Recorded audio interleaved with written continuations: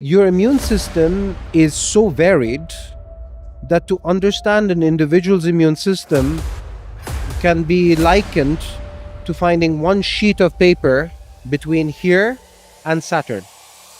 We have an aging crisis. And when it's meant to protect you, it doesn't. We wanted to build a foundational model of the immune system. We scoured the planet to be able to represent humanity. It's not a rich person problem. This is a public health crisis. Codification today in modern life, to me, makes no sense. It is like using Napoleonic code or Roman law to rule today's world.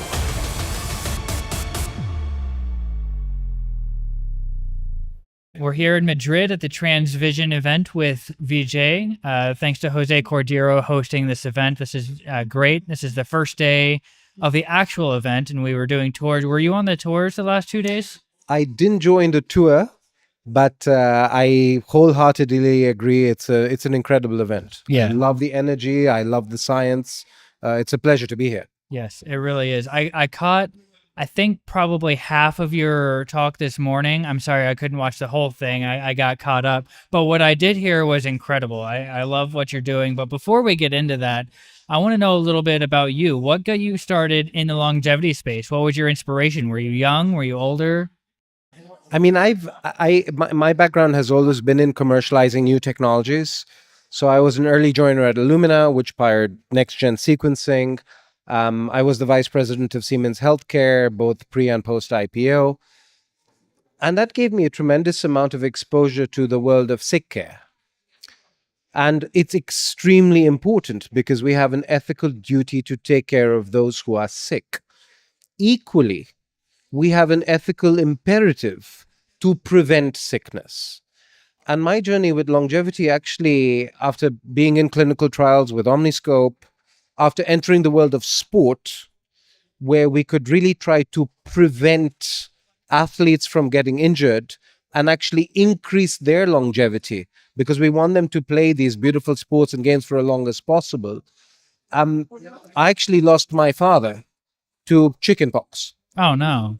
So my father got old, his immune system got old, and whereas previously it protected him, it now failed him. And he was an incredibly healthy man, coming from a family where regularly people were living past 95 very, very functionally, and he lost it all. And it just made me really understand that we must apply technology to prevention and we must allow people to live the best amount of life so they can contribute. That really got me into longevity because I realized that our immune system was fundamental to it. And there are so many interventions and drugs, whether it's vaccination or exercise, which can already increase your longevity.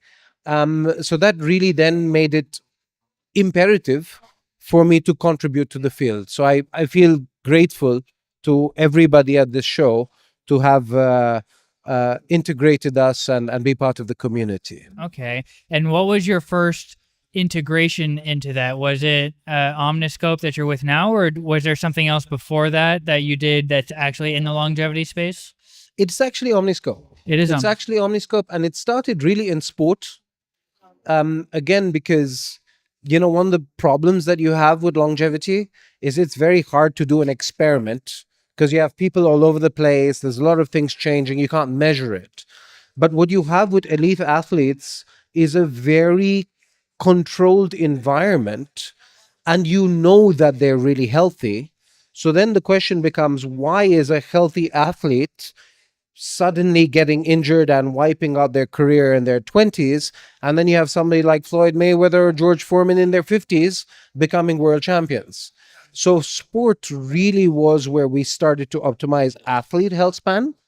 And what we're doing with Football Club Barcelona is democratizing that to everybody here and hopefully globally. Okay, that's incredible. So in Omniscope, you already touched on this a little bit, but for the sake of the viewers who maybe haven't heard what you do yet or don't know about Omniscope, can you dive into what exactly Omniscope does and how it came to be? Sure, sure, sure. Omniscope has a singular focus, and that is to decode the human immune system. Uh, you have roughly 2 kilos of immune cells in you, dry weight, 10 to the 16. That's 10 with a lot of numbers. Your immune system is so varied that to understand an individual's immune system can be likened to finding one sheet of paper between here and Saturn. Wow. That is the complexity of the system. It is the system which detects disease and treats it: fungal, bacterial, cancer. It's immune cells which do that. But they also cause inflammation and inflammaging. They also cause autoimmune disease, whether it's allergies or rheumatoid arthritis. And it's also the system which ages as you age. So then, when it's meant to protect you, it doesn't. So even if you get vaccinated when you're older, your immune system may not be ready to respond. And we start our journey in clinical science. So we work with companies like GlaxoSmithKline. We've worked with AstraZeneca in clinical trials. Um, we actually, for the first time, modified the immune system of a child born with almost half a kilo of tumors, with no other hope. And we used mRNA to modify her immune system so that it could actually kill cancer. And we succeeded and published it. And we did that fast and we did it cost effectively. That's fantastic. This is the world we come from. This is how it started. We started with immunotherapies, with vaccines, with helping major drug companies accelerate how quickly they can bring these drugs to us. And then we also, of course, did this in public health. So we regularly publish, we regularly share our data, because we really want people to understand that the brain and the immune system arguably are going to be fundamental to crack the aging crisis that we have. So that's really where we come from. And our pillars are: we have unique technology to read the immune system at high resolution, millions of cells, hundreds of times more than any other technology. We spent 5 years building the world's first large database of the immune system. So it reflects you, it reflects me, it reflects all the folks here. And we use data to create diagnostics and therapeutics. So we design therapeutics computationally using data so that it's cheaper, faster, and better. That's really the world we come from. Okay. So this is all really great. And you say you do clinical things. With that, a lot of people I talk to who are doing clinical trials or really anything with the word clinical in it in the medical field has a lot of challenges when it comes to regulation and because of that, the cost of going through clinical things. So do you run into similar challenges in what you do? Or if not, what other roadblocks do you run into in your work? I think the regulatory challenges, regardless of your size or stage, are significant.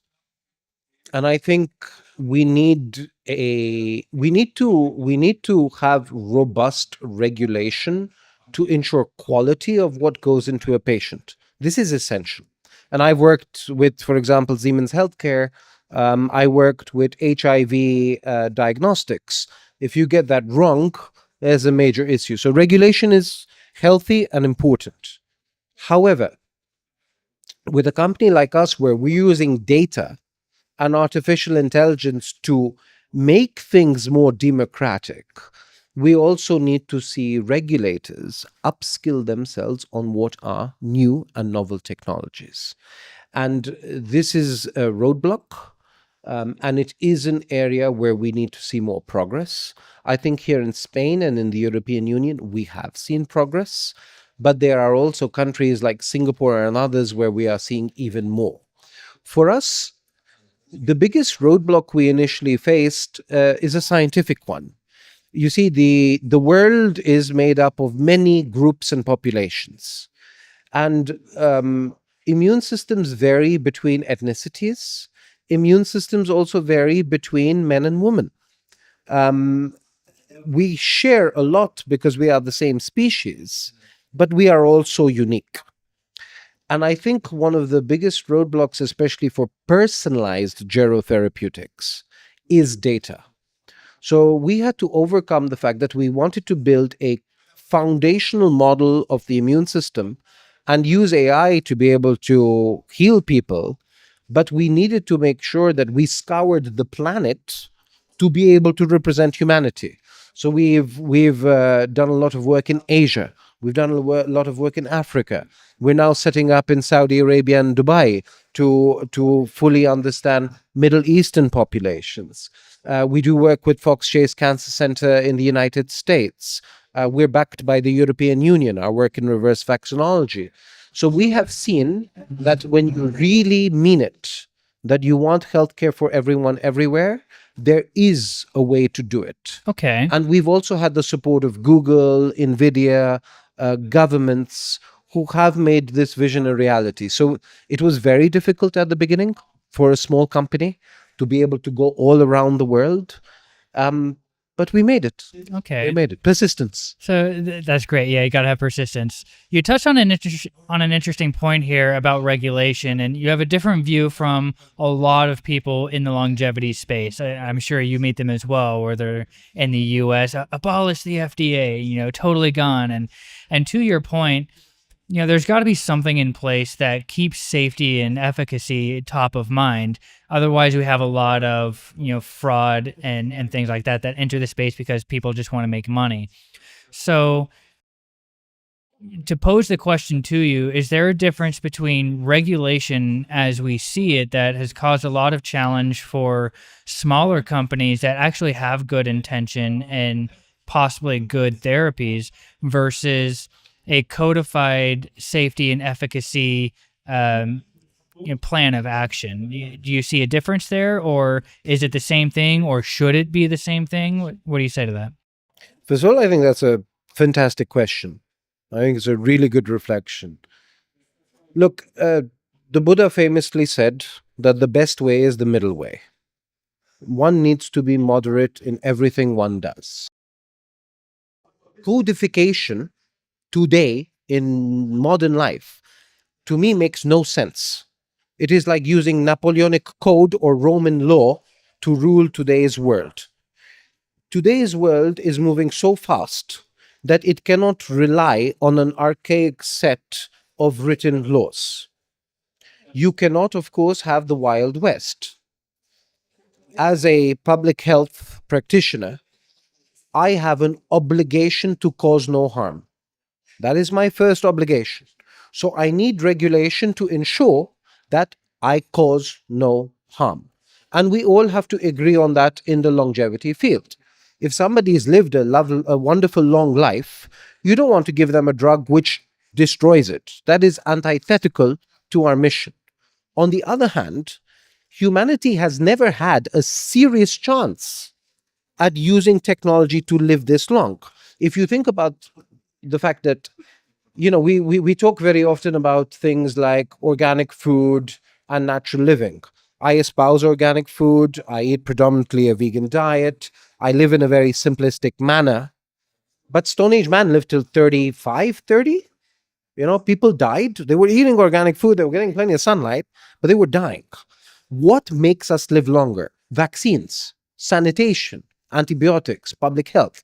Those come out of rigorous science. If you want to enter gero science and longevity, then you must meet those criteria.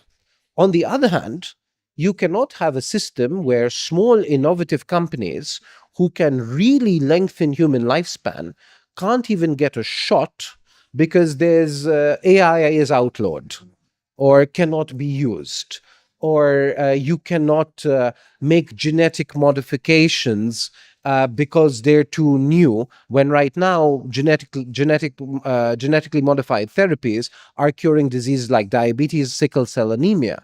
So we need a middle way. And what I really think should happen, in my humble opinion, is that the longevity industry should self regulate in a multidisciplinary fashion. We need to create the new board together to make sure that also the smaller players come in, and also players who might not be making a medicine. Today I've seen non-invasive technologies which are fantastic at healing you. And we also have to think that if we're going to live longer, we need a world which works, a world where if you live longer, you have social standards, you have interactions. So for me, self-regulation by experts is better than regulation by dinosaurs. I really like that answer, especially starting with Buddha as the middle road. And then you went into defining what that means in our modern world. And I think that's great. And self regulation is a word that's actually come up for us a lot this weekend. I think that's great because regulation from outside, that's where you run into the issues we have in the regulatory space of people who don't know science, they don't know innovation in biotech and technology, trying to determine what the people who do know Exactly. are able to do. And there's got to be a work in concert there. So that was a very beautiful answer. And just to add to that, I because I really appreciate that point. The other thing is, you have outsiders who think that longevity is just for the rich. We have an aging crisis. Our tax system will cease to function if we don't solve this. This is not a rich person problem. This is a public health crisis, and the public have a right to be part of regulating it so we can live longer. And I think the fact that you asked the question in the way you did reflects on the fact that we need more people like you in the community. So thank you for being part of that. Same goes to you. I definitely appreciate that.